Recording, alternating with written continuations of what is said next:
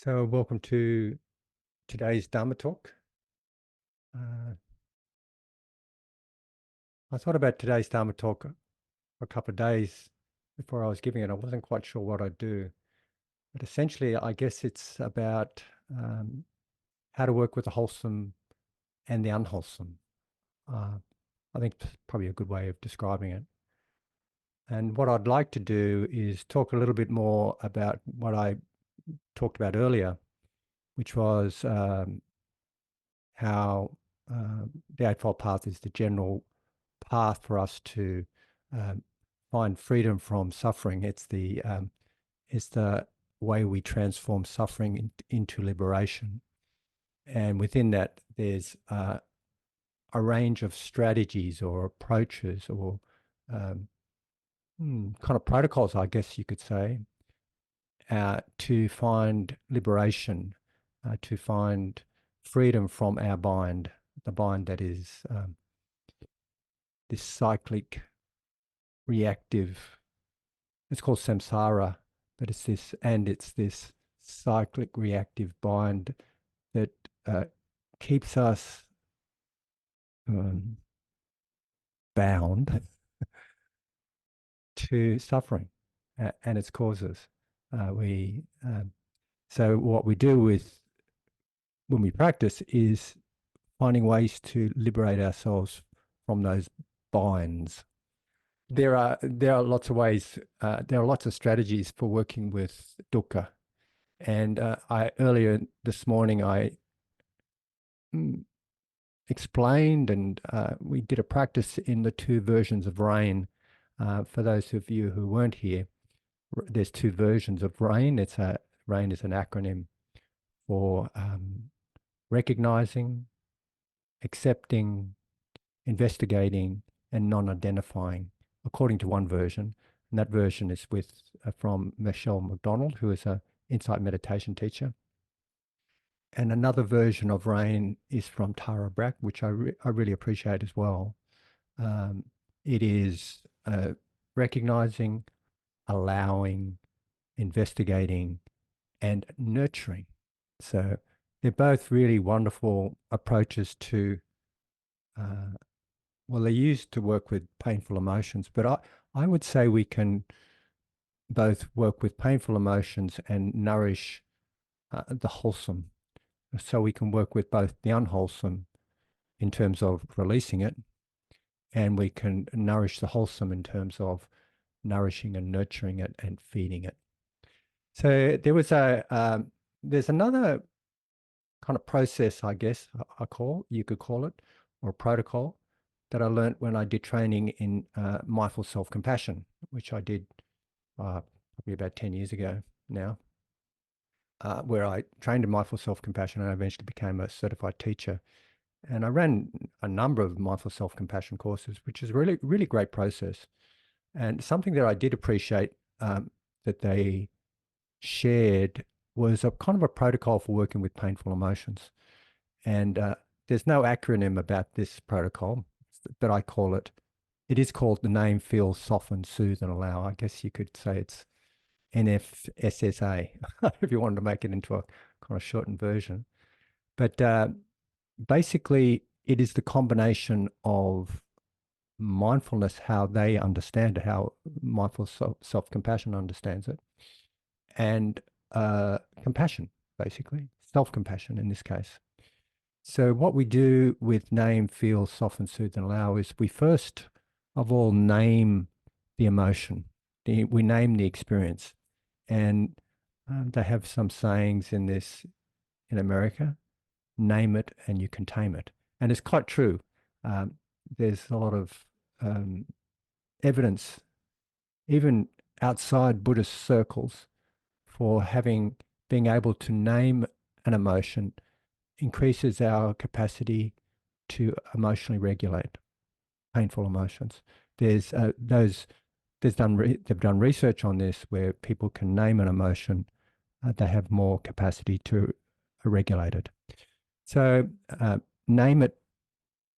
In this case, you could think about what happens with the Mahasi Sayadaw approach to meditation, where we note and name experience. And that is a tool of mindfulness, noting an experience, putting a subvocally, you don't have to say it out loud, although you could if you wanted to, but subvocally putting a name on an experience or labeling an experience. It's called labeling, and sometimes Buddhists call it labeling. Putting a label or a name on an experience helps to, how can I say it? It helps us to find some distance from it, not dissociate from it, but distance from it. So we're, rather than being caught up and totally caught up in it, we are finding a bit of space from it. So when we can name an emotion, it's the first step of being able to disidentify with it, to not identify with it, to see it as it is. It is just a mental event. It is a coming together of a whole bunch of experiences, including physical experiences and mental experiences and motivational experiences that we call an emotion in the West. And it's just seeing it for what it is. So naming it is really helpful. The next one is feeling it. And as they say in America, feel it and you can heal it. Well, basically, it's about putting it into, putting this painful emotion into a way where we can experience it in our body rather than think a lot about it, rather than letting the emotion feed in on itself. And even think, when we think about emotions, sometimes we think clearly, but often we're thinking through the filter of our particular emotion. So we're not really having any resolve of the emotion if it's painful and if it's destructive. We're not having really any resolve. We're just kind of feeding into it in many respects. And our thoughts can be deceptive. Our thoughts can be, tell us something that's, convince us to believe something that's not really there. However, our body doesn't lie. Our body is present. Our body isn't anywhere else other than being here now. And it's kind of demonstrating what it is. And we'll often feel an emotion in our bodies. Like for example, I often feel kind of a tension around my chest and even in my shoulders, and sort of some of the muscles in my arms starting to tense up when I get angry. And actually, biologically, your muscles tense up in readiness to fight, actually. And when I feel frightened, my belly usually kind of tightens up, my solar plexus tighten up, and I feel really uncomfortable. I don't feel my legs shake, but I know that with fear, sometimes people's legs shake. And biologically, I think that's in readiness to run, to fight, to get out of the road. So, when I'm depressed or when people get depressed, often there's a heaviness around our body and it's kind of a sinking feeling. So it's very helpful to be able to feel emotions. So we get a, when we can track into them or kind of link into them as we feel them in their bodies, it gives us a way of working with them. It's being able to identify the emotion and we're putting it at a physical level. So, as it goes, naming it and feeling it is the mindfulness component of this little procedure. The next one is soften. And here I think about relaxing into something. Usually when we're having a painful emotion, we're tensing up around it and we're kind of resisting it, not only physically, but also psychologically. There's a kind of a tension around a particular experience physically and psychologically. So the response here is to soothe, to soften. So we relax around it. So we named it, we felt it, and then we relax around it. And that's kind of nice. I mean, sometimes things, rather than being stuck in our psyche, they start to move on and they start to change naturally. The next one is soothe. And in this case, we could access our biological responses. And I know that oxytocin is a hormone that's it's called the hug hormone, and it's useful for many things. It's called the hug hormone because it's the hormone that comes about when we bond with other humans. It's a sense of it's what's stimulated when we hear a baby cry, for example, and we get motivated to pick the baby up, hold it, caress it, and say something soothing to it. I've just had a newborn baby born, newborn grandchild. Had a grandchild born about 6 weeks ago, and I've been nursing him, and might say something, and I hold him to my heart, and I say it's okay, granddad's here, blah blah blah. I'm your granddad. I'm just talking in a way where the tone of voice is kind. So we're biologically attuned to respond to gentle touch and kind tone of voice. And that actually stimulates oxytocin. So we have oxytocin arise in us when we see a baby crying. When we pick up the baby and soothe it, the oxytocin is stimulated in the baby, and the baby learns to be able to self-soothe some further down the track eventually. So, I mean, there's a lot we can talk about that. But anyway, so with the soothing component, some things we can do is we can actually put our hand on our heart, or hold our hand, or give ourselves a hug, or in some other way give ourselves nurturing touch. I mean, it'd be great to get a hug when we're feeling upset, but if there's nobody around to give you a hug, you do it, you can do it yourself. Like, you can soothe yourself. So there's that physical response, and also we can say kindly words to ourselves, like, it's okay, Mal. I remember feeling upset one time, and it's like, it's okay, Mel. You'll be right. You've experienced worse than this. You get over it. Not in a kind of patronizing way, but in a kind of a nourishing and supportive way. What's really important is the tone of voice that we speak to ourselves with. Not the words are important too, but the tone of voice is the type of stimulus that stimulates the oxytocin. And of course, if we're experienced with the cultivation of one or more of the divine abodes, loving kindness, compassion, appreciative joy, and equanimity, and gratitude, and even and the practice of forgiveness, then that is also soothing. I mean, that's probably supreme in a way of soothing ourselves. And then the last component of this name, feel, soften, soothe, and allow is allow, of course. And here we allow the experience to be, and we allow it to change and move on, basically. Not that we're trying to get rid of it. It's more about honoring it and processing it and letting it be, so that we can wake up to it. And at the same time, if we approach it with a compassionate attitude, then we're able to process it and allow it to let go. There is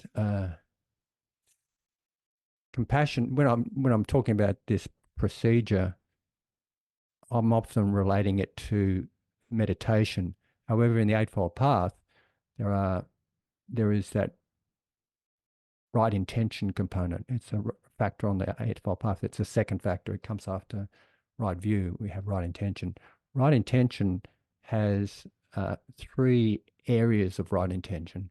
One area is renunciation, which means intentions of renunciation, which means giving up something gross for a more refined pleasure. And ultimately, that's giving up craving for the pleasure and happiness the supreme peace and the supreme ultimate happiness of nibbana. But the other two areas of good intentions are goodwill, in other words, loving kindness and compassion, and harmlessness, in other words, compassion again. So when we're talking about name, feel, soften, soothe, and allow, we're actually accessing a kind of meditational component of our approach to dukkha, as well as that intentional component, as well as that intentional factor. So I found, that particular strategy is really helpful in my clinical practice. I've noticed that I've used that and RAIN often with people that come to see me who are experiencing difficult emotions, and I've used it myself as well. However, I found probably the strategy, the most helpful strategy that I've found that aligns very closely with the Eightfold Path is how can I describe it? Is activating or utilizing or cultivating the 7 factors of awakening. And I think the reason I'm saying this is because if we think about the Eightfold Path, what it is about, in summary, it is about de-nourishing and not reinforcing and releasing the unwholesome, and nourishing and nurturing and cultivating the wholesome. That's what it's all about. It's about, letting go of the kilesa and cultivating awakening, cultivating all the factors that lead to awakening. And so when we consider the 7 factors of awakening, which are, and I'll just mention them to you, mindfulness or awareness, investigation of dharmas, it's called, but we can think about it as, the next one is investigation of dharmas. We can think about it as curiosity or interest or, investigation, inquiry, kind of looking into something. The next one is energy, could also be considered as effort. The next one is joy. It's also, technically, it's named piety. Some of you may know what I mean by piety. Piety is this bubbly, energetic feeling. The next one is tranquility. And I'll go through all of these factors in more detail in a few moments. The next one is concentration or samadhi. And the last one is usually called equanimity. But for reasons I'll explain a little bit later as well, we can call it equipoise, like a position of equanimity.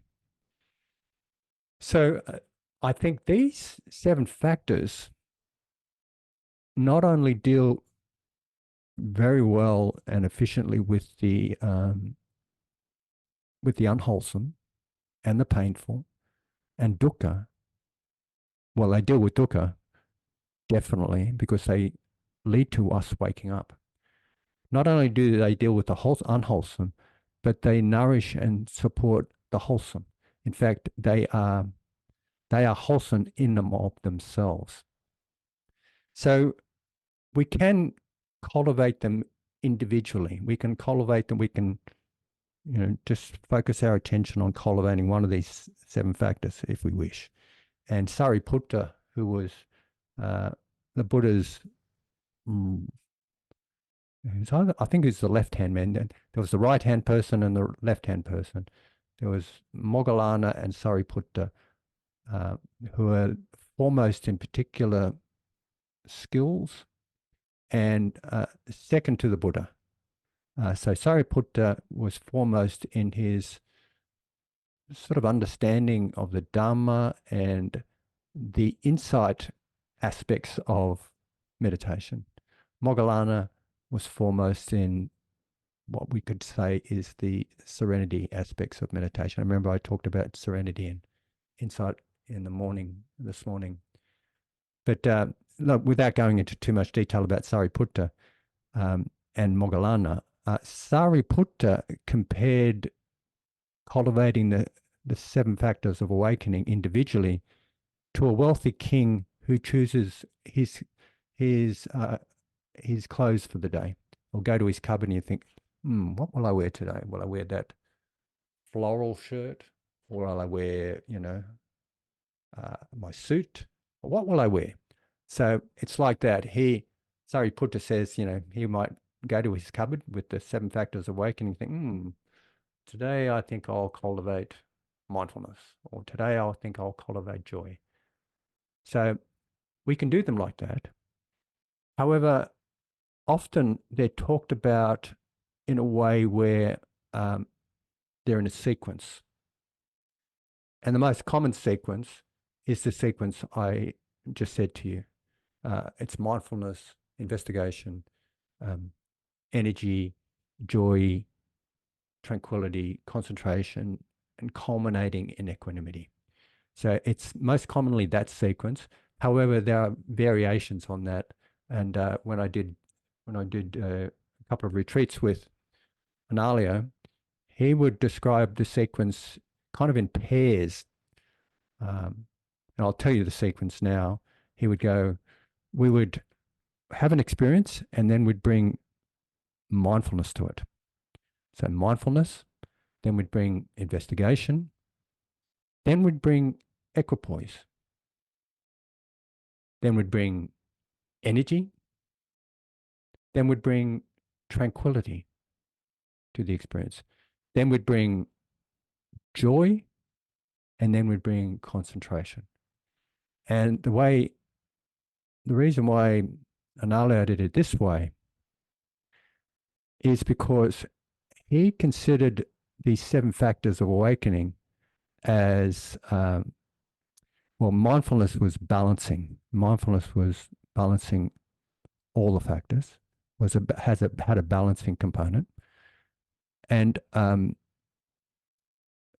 three of the other factors had an energizing component, and the other 3 factors had a calming component. So the factors that had an energizing component were investigation, or our investigation, energy, and joy. And the factors that had that calming component are tranquility, of course, concentration, or samadhi, and equipoise. So he pairs them up. So he has mindfulness, then investigation, then he'll consolidate it with the calming component. Investigation, equipoise, energy, then tranquility, joy, which is kind of activating. Sorry, I didn't mention that before. Joy is activating here. Joy, and then concentration. Concentration is calming and I'm not going to say sedating. Sedating gives the wrong impression, but it's calming and settling. Okay, so these 7 factors of awakening. The first factor is mindfulness, and we'll consider it as in the traditional way. And as I said before, often they're thought of as a sequence, like one factor leading on to another, leading on to another, leading on to another. And in some cases, they've been considered like branches on a tree, that it begins somewhere and then it just grows into another branch and there's another branch. They kind of lead on to one another like that. So the first factor is mindfulness. And, many of you have heard about mindfulness. You know it, been training in it for decades. So there are many ways of understanding mindfulness. One way we can understand it is, as Analio describes it, as soft awake presence, like being present and aware of something, being awake to an experience, like attending to an experience. So mindfulness. And when we are aware of an experience, what naturally sort of comes as a result of that is that we begin to have sort of some sort of curiosity about it. We're curious about an experience that's happening. So we're attending to it with investigation of, it's called investigation of dhammas, but it is this investigation. It's a uh, uh, it's a discernment of what this experience is. We're discerning between whether it's wholesome or unwholesome. Wholesome leads to wholesome will kind of leads along in the same direction as the path. Unwholesome leads in the direction of dukkha. So we're discerning whether it's wholesome or unwholesome. We're discerning whether it's blameworthy or blameless. We're discerning whether it's light and dark. And I'm just quoting the sutras here. I mean, we can have all sorts of understanding of what light and dark might mean. And we're discerning in general about the causes and conditions for this experience in its arising. When we can understand the causes and conditions, we can also understand how we can either nourish it if it's a wholesome experience, and or attenuate it or ameliorate it or reduce feeding into it if it's an unwholesome experience. So this is investigation of dharmas. This is curiosity. Very, very interesting. We're interested in it. We're turning towards it with mindfulness, and we get interested in it. If it's painful and uncomfortable, we're still turning towards it. We're turning towards it and go, oh, wow, what's happening here? Isn't this interesting? Isn't this interesting? And what happens then is we have a kind of energy, beautiful energy. Shift this across a bit so that it actually might look like I'm looking at you. Energy. When we have energy, energy can be described in many different ways. It's the same as effort, and effort needs to be balanced. We can't have too much effort or too little effort. It's this balanced effort. And when we're talking about effort here, we're thinking about effort for four things. Effort to be aware of something unwholesome and stop it. The effort involved or the energy involved in stopping an unwholesome factor from arising. And so once it's arisen, stopping it from stopping feeding into it, not feeding into it so that it becomes less, if that makes sense. That's one sort of effort. The next effort is preventing the unwholesome from arising. I think of that the other night when I was flicking through Facebook. I thought, oh, this isn't good for me, but I continued to do it. I didn't have right effort. I continued to kind of, oh, isn't that interesting? Oh, look at that news article. Oh, wow, what about that? Look at that picture. Wow, blah, blah, blah, blah, blah. I knew it. There's a little voice saying in the back of my head, Malcolm, stop this. This isn't helpful. This is not good. But I continued to do it. So that would be failing at that second effort. I wasn't, at least I was aware of it, but I wasn't exercising that prevention of unwholesome mental states from arising. I did notice that as a result of that, I couldn't settle my mind because it was caught up in sensual desire. I was just thinking about all sorts of things. So my mind wasn't settled. So anyway, that's just a little aside anecdote, sorry. not antidote, anecdote. Um, so with the investigation of dharmas, we have this energy effort, and there's a couple of efforts. So one part of this effort is the effort to reduce something that's already arisen, the effort to prevent something from arising, something unwholesome. Then the next effort is to nourish the arising of the wholesome, like the energy involved in arising something that's wholesome and good for us and good for other beings and helpful for traveling on the path. Then the other effort is in the maintenance of that tendency to act wholesomely. So that's these are one thing leading on to another, leading on to another, and I'll just kind of intersperse this discussion about seven factors of awakening with a reminder of a reminder of dependent arising. And many of you have heard me talk about dependent arising before, and it's quite complicated and quite profound. And in summary, in the sutras, it's described in many different ways, but in summary, it's described often as when this is, that is. With the arising of this, that also arises. When this is not, that is not. With the ceasing of this, that ceases. That also ceases. And this describes the way this dependent arising is the principle describing how things come to be and how they cease. And dependent arising is used in our understanding of how we get caught up in cycles of suffering with samsara, both within ourselves and the world out there, like this bind of samsara. You know, we're doing one thing and it leads to another, leads to another, leads to another. Like I'm picking up my phone, I'm looking at a message, and I'm going into Facebook. Oh, that's interesting. I'm feeding into it.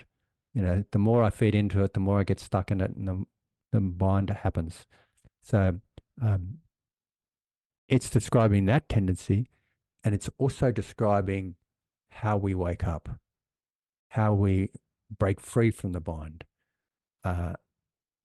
Because if there's no craving, for example, as one link in this bind of suffering that we caught in, if there's no craving or there's no clinging or there's no identifying and there's no becoming, then there's no suffering.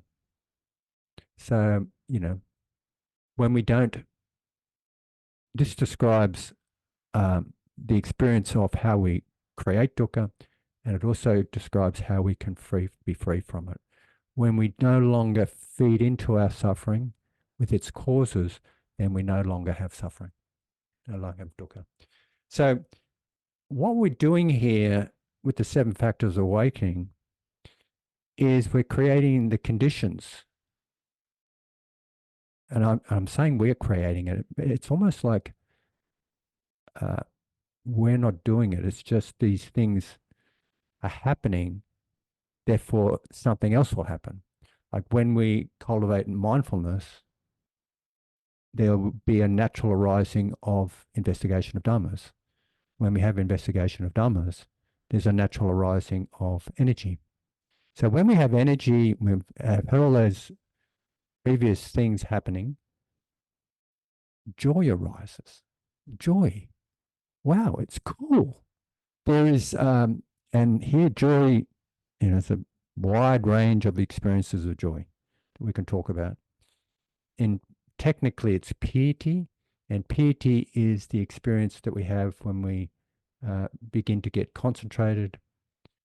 We have these light, bubbly, kind of energetic flows in our body. Sometimes people experience them in many different ways, and it ranges from, you know, subtly pleasant right through to ecstasy. This kind of range of bliss, you know, pleasantness right through to ecstasy. And Nalia talks about joy a lot. And he talks about the subtleness of the joy of mindfulness, for example. Often we don't recognize it. Just to be mindful and present there's a subtle joy in that. And some people are nodding their heads. There is a subtle joy in it. It feels good. And joy is a factor of awakening. I think it's an essential factor of awakening. Well, it's there because it reinforces our progress. It reinforces our practice.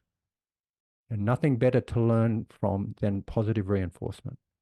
You know, you want to train a dog, you don't train a dog to do something by punishing it. When you punish something, what happens is we learn not to do something, but we don't learn any new tricks. We don't learn any new skills. So when we can recognize and recognize joy, when we can experience it, when we can know it's there and nourish it, then it reinforces our progress on the path. So here it's the fourth factor of the 7 factors of awakening.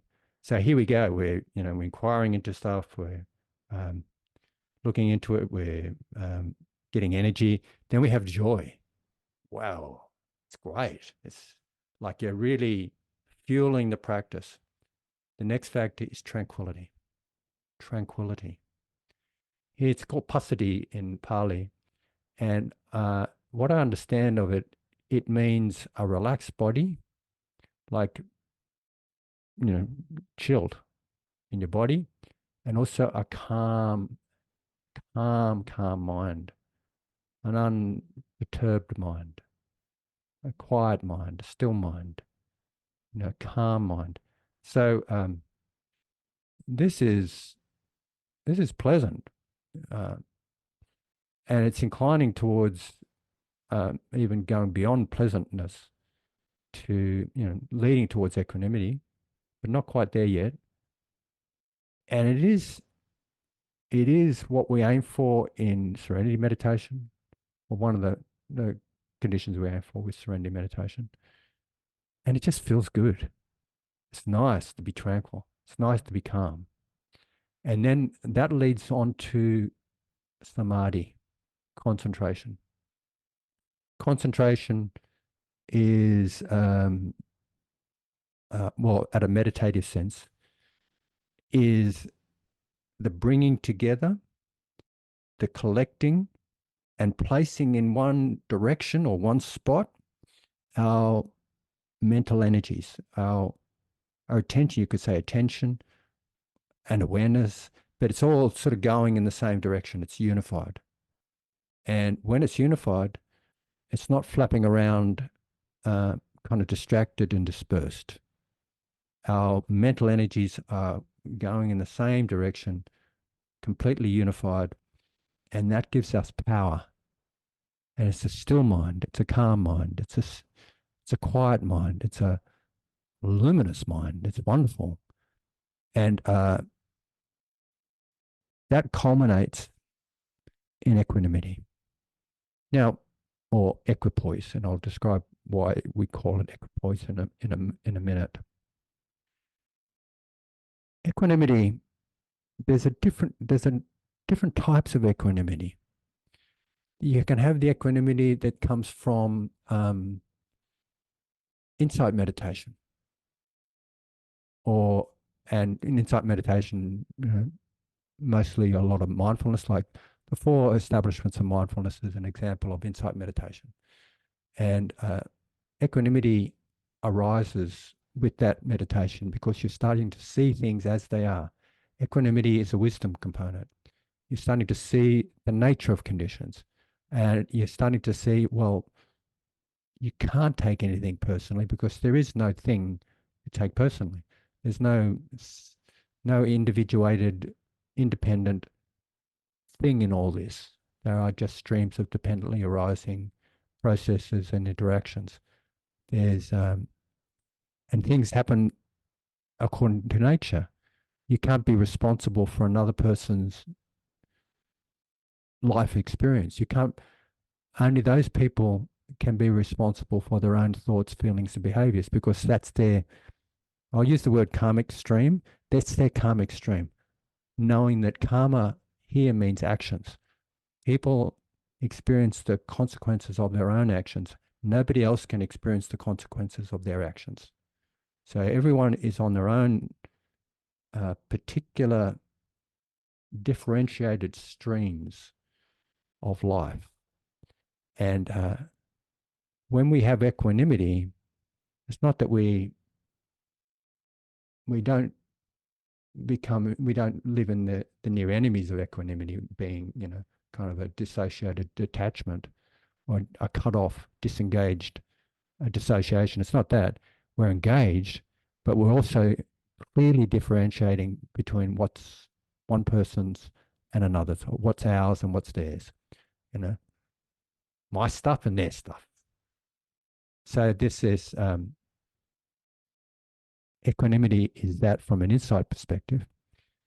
And equanimity, if you consider the serenity approach to meditation, which inevitably involves the jhanas, or these states of highly refined concentration and stability.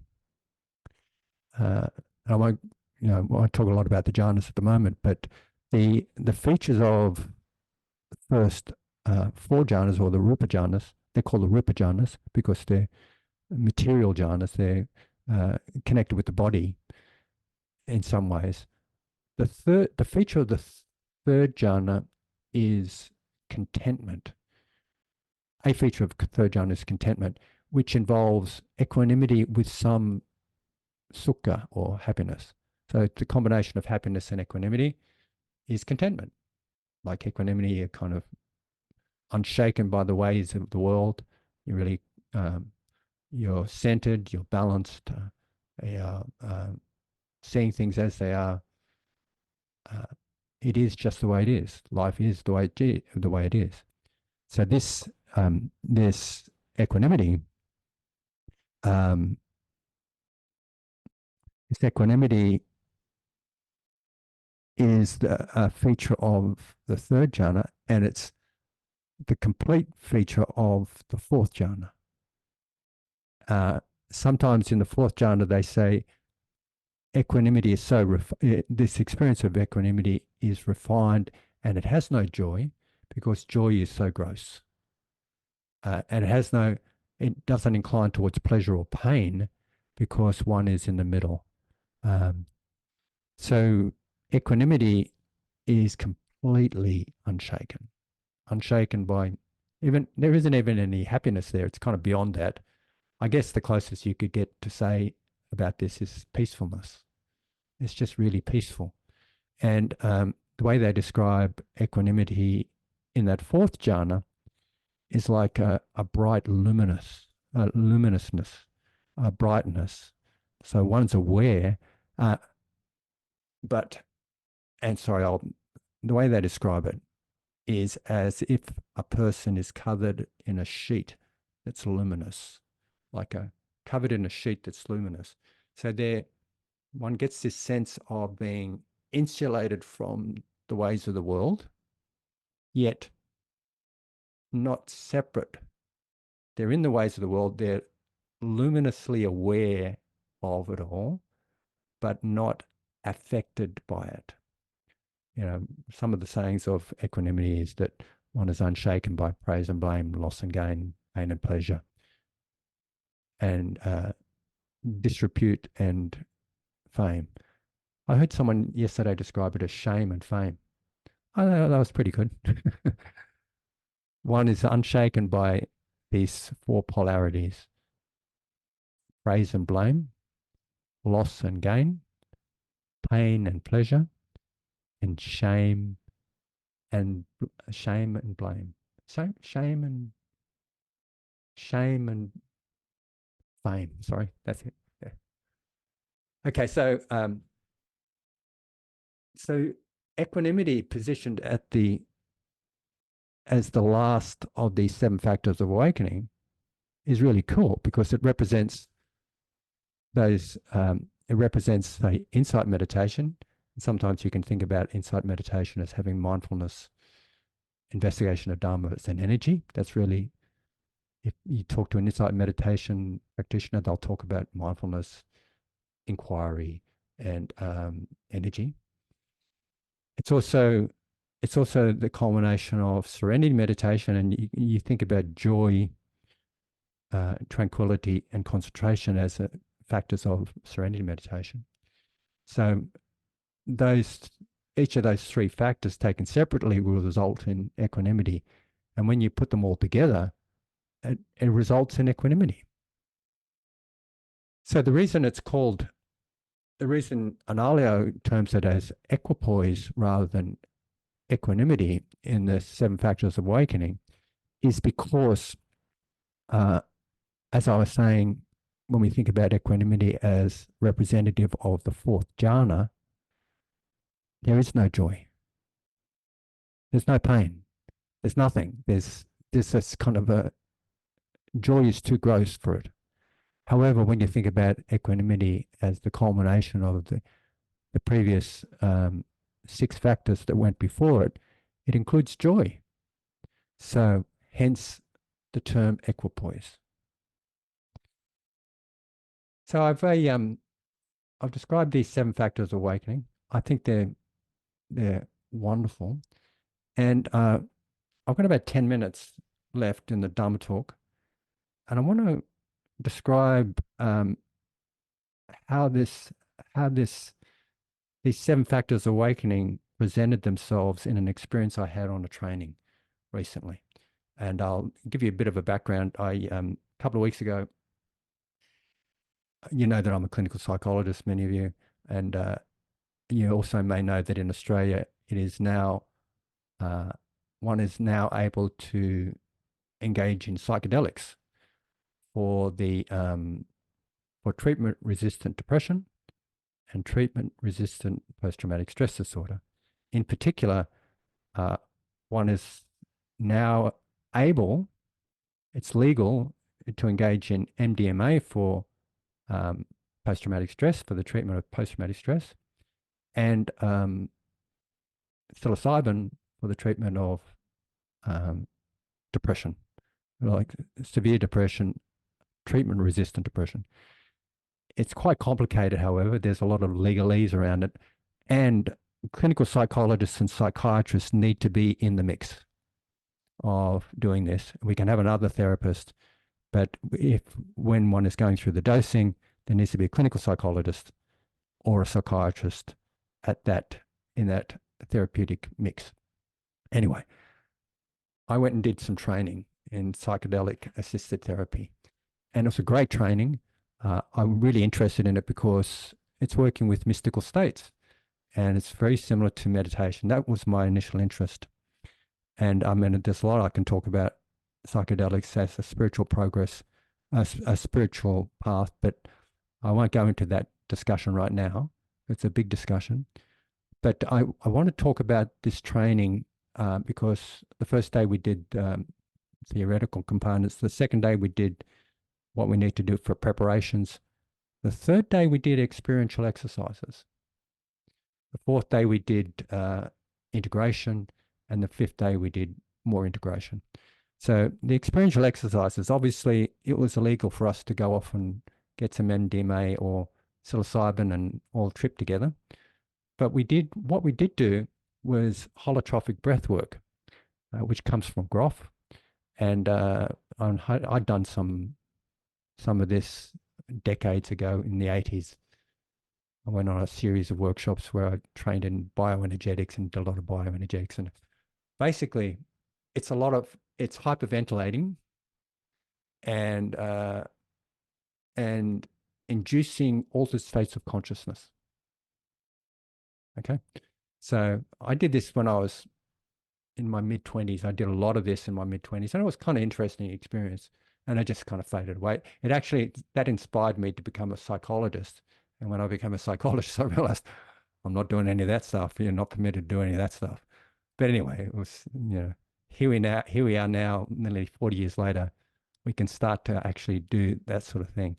But getting to the point, the way we did the holotrophic breath work was we got into pairs, and one of us would be sitting with the breather. You have the sitter and the breather for an hour and a half, and then we'd swap around. So my turn was first. I did the breathing first. So hyperventilating. And back, 40 years ago, when I did hyperventilating, I'd often go into tetany, or some weird things would happen to my mouth and my fingers, and I'd get tingles and all the rest of it. But that wasn't happening this time. But I'm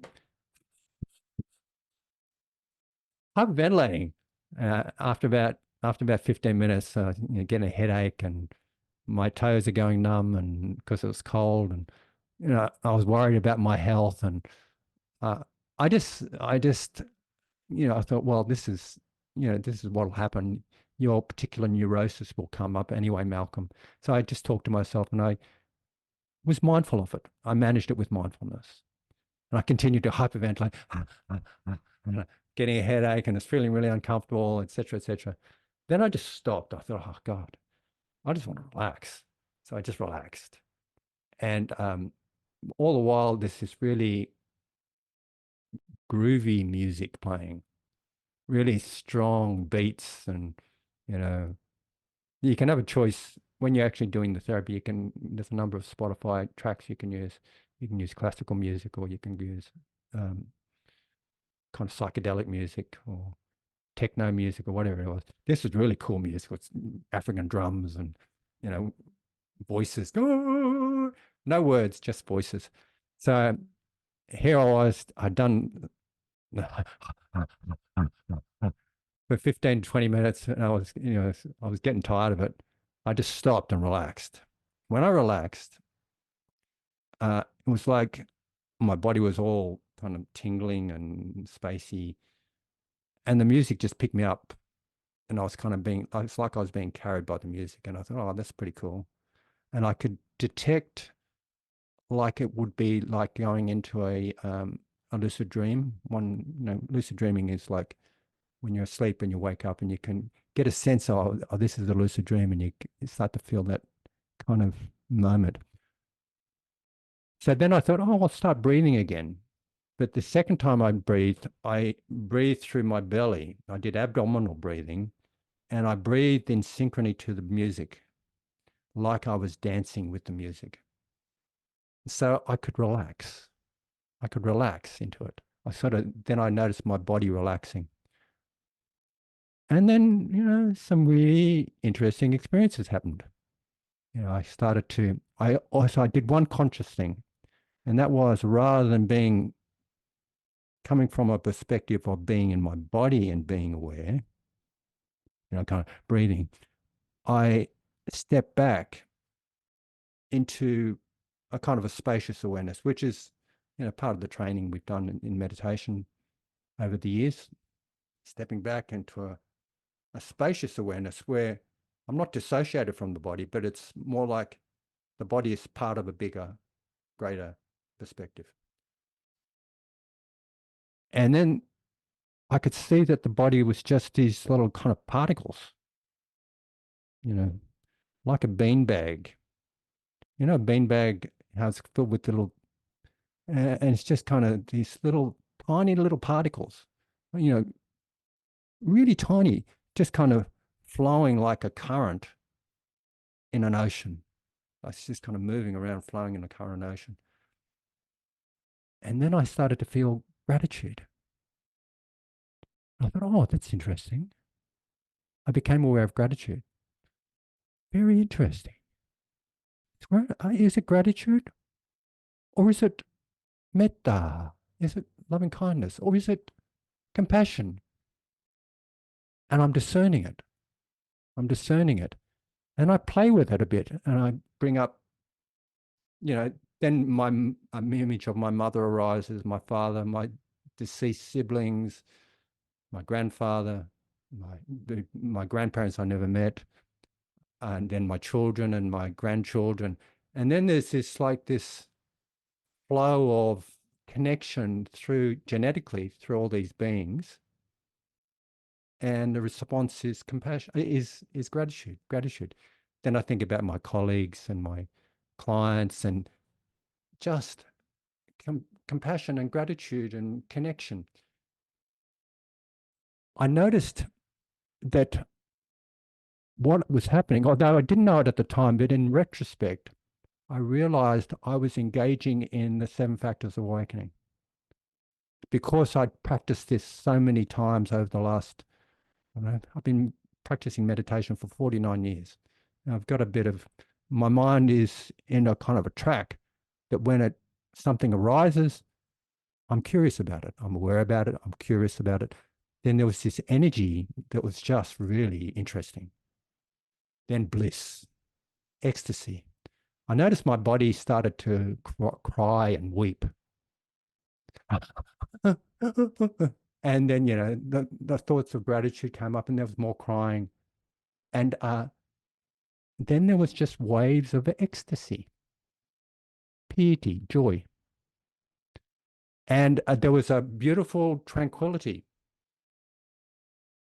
just one thing after the other, a tranquility, there's this connection with all things and tranquility, beautiful.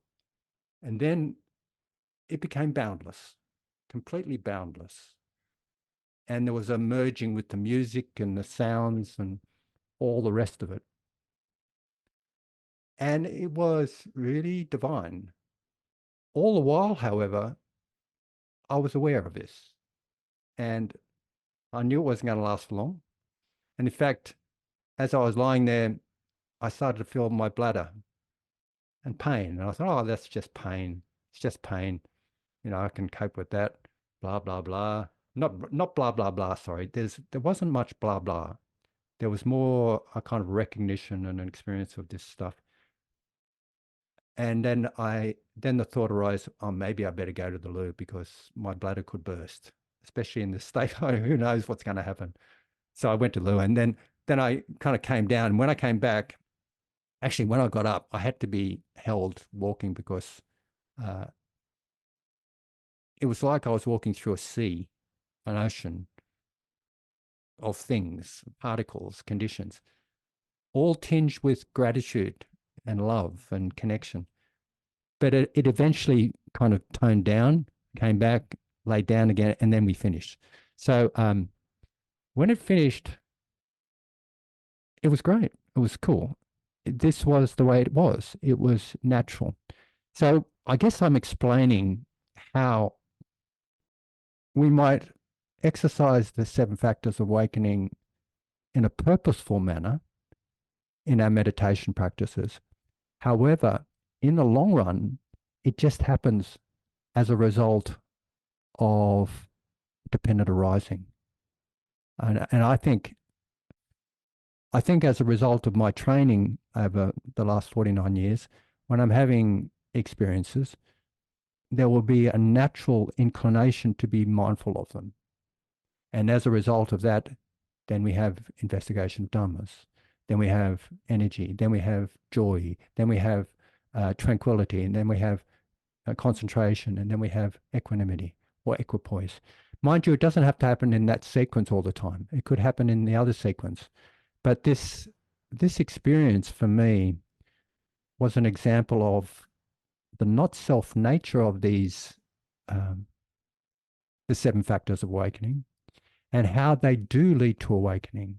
Like that experience, the experience of connection, that everything is connected, that we're, my experience of being not separate from everything, but distinguishable from everything, like a drop in an ocean, basically, or like a wave in the ocean. We've done wave on the ocean meditations on these days sometimes. So it's this. I think that's kind of what happens with awakening. So, and I'm not making any, I'm not saying making claims to any great achievements or anything like that. I'm just explaining this in terms of how these 7 factors of awakening and our practice leads to freedom, not because of someone willing it, but because of the conditions, causes and conditions, and inclining in that direction. So I hope today's talk's been helpful, and thank you very much for listening. So let's have a few moments of quietude, and we'll have some discussion, question and answers, commentary, if you went, sharing, whatever you like after a few moments. Thank you.